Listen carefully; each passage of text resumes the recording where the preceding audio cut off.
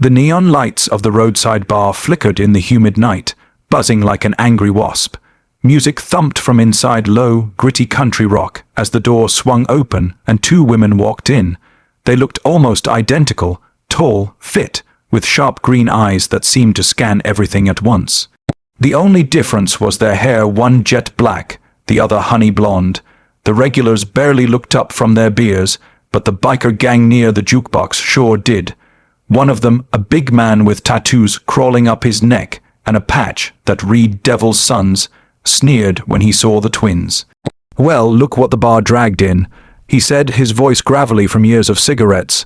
"Two pretty little things in the wrong place." The black-haired twin didn't flinch. She simply walked to the counter and ordered a coffee. Her sister took the stool next to her, her eyes watching the mirror behind the bar. "Told you this place would have rats." The blonde said quietly, "Yeah." Her sister replied, "Let's smoke them out." What no one in that bar knew was that these weren't just two women stopping for a drink. They were special agents Lily and Claire Monroe, twin sisters, and undercover FBI agents, deep into a case involving illegal gun running across state lines. The Devil's Sons, a biker gang, was at the center of it all. The man who had spoken his name was Buck Tanner, was one of their enforcers, suspected of killing 3 witnesses. He was exactly who they came for. Buck swaggered toward them, cracking his knuckles. "You ladies lost?" he asked, "because this ain't no spot for tourists." The bar fell silent. The bartender froze, glancing nervously at the twins. "We're fine right here," Lily said calmly, sipping her coffee. Buck's lip curled. "That right." He leaned closer, his breath reeking of whiskey. "See, I don't like being ignored." Claire slowly turned her stool to face him, her smile soft but dangerous. "Then maybe stop talking," she said. A few of the bikers laughed, but Buck didn't. His face went red. He slammed his hand on the counter hard enough to make the glasses rattle. "You think you're funny, Blondie?" he growled. "I'll kill you both if you don't shut that smart mouth." The words cut through the air like a knife.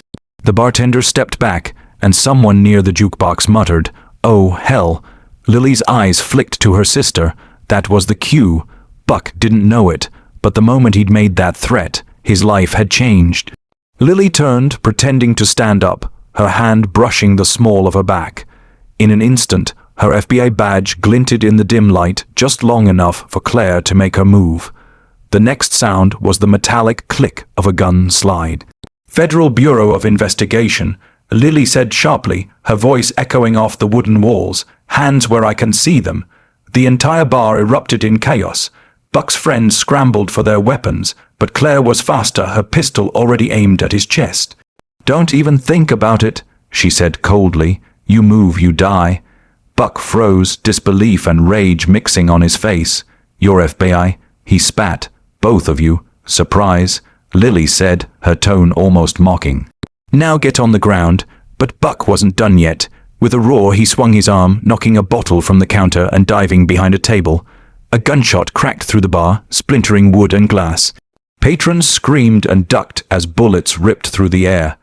Lily rolled behind a booth, returning fire. Claire dove beside her, shouting. 2 targets left, near the jukebox. "Copy," Lily said, popping up to fire a controlled double tap that dropped one of the bikers instantly. Claire took down the other with a single clean shot to the shoulder, sending his gun clattering to the floor. The smell of gunpowder filled the air. Buck, bleeding from his arm, crawled toward the back exit, cursing under his breath. "He's running," Lily yelled, bolting up and sprinting after him. The night air hit her like a wave as she burst through the back door. Buck stumbled across the gravel lot, reaching for a gun tucked in his boot. "Don't do it," Lily shouted, aiming steady, but he didn't listen. He spun, firing wildly. The shot missed barely. Lily didn't. Her bullet hit his shoulder, spinning him around and dropping him hard. He screamed, clutching his wound. Claire appeared seconds later, cuffs in hand. "End of the road, tough guy," she said, snapping the metal around his wrists. The sound of sirens grew louder in the distance. Backup had arrived. The local sheriff's deputies stormed in, guns raised, but froze when they saw the 2 women standing over the bleeding biker, calm and steady as statues. "Nice timing," Lily said with a grin. "We were just getting started," Claire chuckled softly. You always steal the takedowns, she teased. As Buck was dragged away, he glared up at them. You're both gonna regret this, he spat. My brothers will come for you. Claire crouched beside him, her voice low and icy. Then tell them to bring flowers, she said. The deputies took him away, and the twins stood there in the glow of the flashing lights, the night finally quiet again. You know, Lily said after a moment, we should probably stop using dive bars for stings. Claire smirked. And miss all the fun.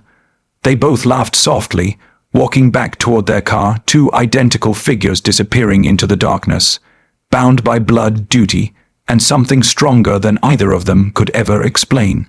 Behind them, the bar buzzed again, the neon light flickering back to life. But for everyone inside, the image of the twins, the deadly, fearless sisters who had taken down an entire biker crew in under 5 minutes, would burn in their minds for a long, long time.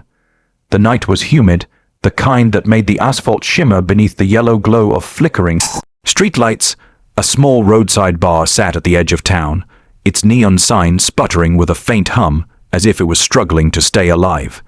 Inside, the air smelled of beer, sweat, and smoke, and the low hum of country rock played through a dusty speaker. Two women walked in together, identical in height and build, their confident strides cutting through the chatter of the rough-looking crowd. They were twins, though their hair set them apart. One had long, dark brown hair tied neatly in a ponytail, and the other's golden locks cascaded freely over her leather jacket. Every man in that bar turned to look, and every man who did quickly realized these women were not to be messed with. They were too calm, too sharp, too aware. The dark-haired twin Lily scanned the room with a subtle precision that betrayed training. Her sister, Claire, took a stool near the counter, glancing at the mirrored wall that allowed her to keep an eye on everyone behind her. Their expressions were cool, unreadable. You sure he'll show? Claire asked under her breath, her tone casual enough to sound like small talk. He's already here, Lily replied, eyes flicking toward a group of bikers gathered near the pool table. Among them sat a hulking man with tattoos crawling up his neck and a leather vest with a skull emblem stitched across the back, the unmistakable insignia of the Devil's Sons. His name was Buck Tanner, and he wasn't just any biker. He was the right hand of a notorious arms trafficker the FBI had been after for months. He had no idea that the two women sitting quietly at the bar were the very agents sent to bring him down. Buck took a swig from his beer bottle, then smirked as he noticed the twins. Well, damn, he muttered to one of his men. Looks like tonight's gonna be interesting. He stood, towering above the crowd, and swaggered toward them. The bar went quiet. Claire didn't turn. She simply sipped her drink. Lily met his gaze with an icy calm that made even the bartender stop what he was doing. Evenin', ladies, Buck said, his voice thick with arrogance.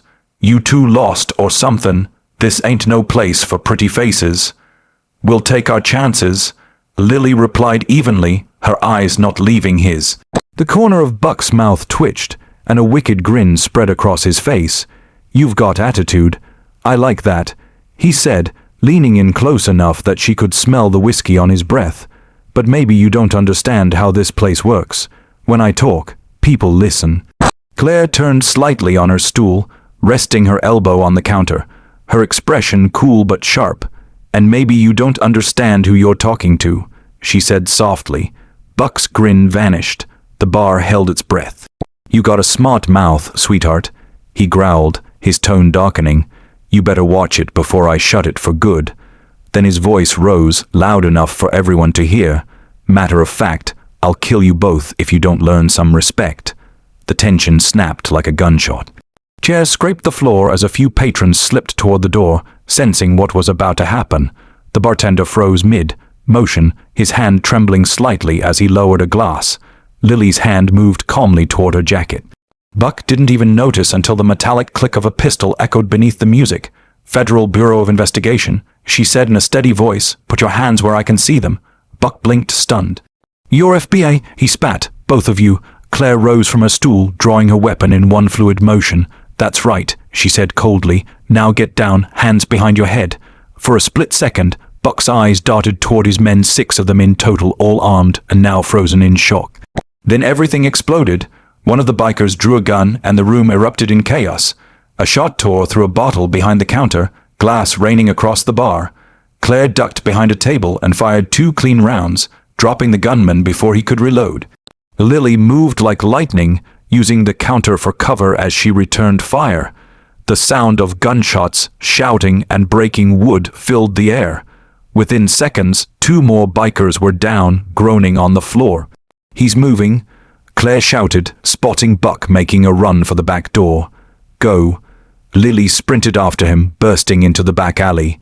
Buck turned, blood running down his arm, and fired wildly into the night. Bullets whizzed past her as she dove behind a trash bin, dust flying. "You can't run forever, Tanner," she shouted. "Put the gun down. Screw you," he roared, aiming again. This time, Lily didn't wait. She squeezed the trigger once. His weapon flew from his hand as he dropped to his knees, clutching his bleeding shoulder. Claire appeared a heartbeat later, her gun still raised. "You're under arrest," she said as she cuffed him roughly. "You have the right to remain silent." Buck glared up at them, his face twisted in rage. "You think you've won?" he spat. "My brothers will come for you." Claire crouched down, staring him dead in the eye. "Then they can join you in a cell," she said, her tone low and deadly. Moments later, the faint sound of sirens grew louder. Red and blue lights flashed against the brick walls as police cars rolled up. The twins stood side by side, weapons lowered, breathing steady. The sheriff climbed out of his cruiser, eyes wide as he took in the scene. Heard shots fired. He said, "Looks like you two handled it." "Just another day at the office," Lily replied with a smirk. The deputies dragged Buck away, cursing and spitting, while the twins turned back toward their black SUV parked nearby.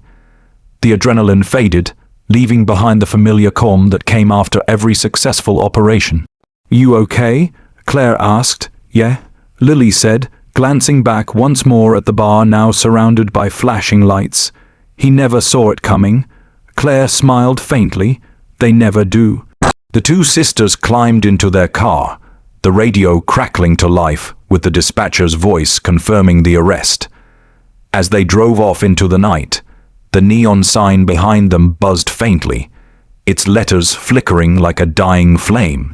Inside the bar, silence lingered, the kind that only follows something unforgettable. For those who had witnessed it, the image of 2 identical women facing down a violent biker gang with nothing but precision, courage, and iron will would be burned in memory forever. They had come in quietly, like shadows, and left like legends, 2 twins who walked into a bar and brought justice with them.